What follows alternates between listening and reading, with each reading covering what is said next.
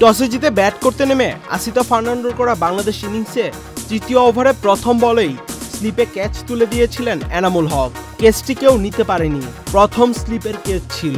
পরের বলে এনামুল আবারও স্লিপে ক্যাচ তুললেন, তবে এবার বলটা একটু নিচু হয়ে গিয়েছিল। এনামুল বল খেলেছেন 10টি, এর মধ্যে উইকেটের পিছনে 2বার ক্যাচ তুলে বেঁচে গেছেন, তবে এবার তিনি বোল্ড আউট হলেন। আসিতা ফার্নান্ডোর ব্যাক অফ লেন্থে করা বল ভিতরে ঢুকলে ব্যাটের কানায় লেগে বোল্ড হন এনামুল। এলএমই সার্টিফাইড বিশ্বসেরা কপারে তৈরি ওয়ালটন কেবলস, যা আপনার স্থাপনাকে রাখবে সব সময় নিরাপদ। 10 বল খেলে 0 রানে তিনি ফিরলেন ড্রেসিং রুমে।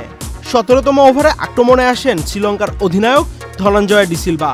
প্রথম বলেই তিনি স্বীকার করেন মমিনুল হককে। 39 বলে 21 রানে মমিনুলের সম্ভাবনাময় ইনিংসটির অপমৃত্যু হলো।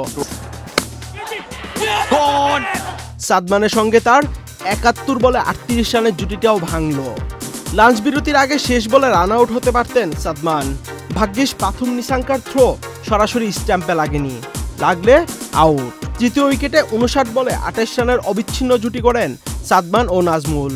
ওপেনার সাদমান আজ সকালের সেশনে বাংলাদেশের ব্যাটসম্যানদের মধ্যে সবচেয়ে ভালো ব্যাটিং করেছেন। লাঞ্চ বিরতির পর 7 বলের মধ্যে 2 উইকেট হারিয়ে বাংলাদেশ চাপে পড়ে।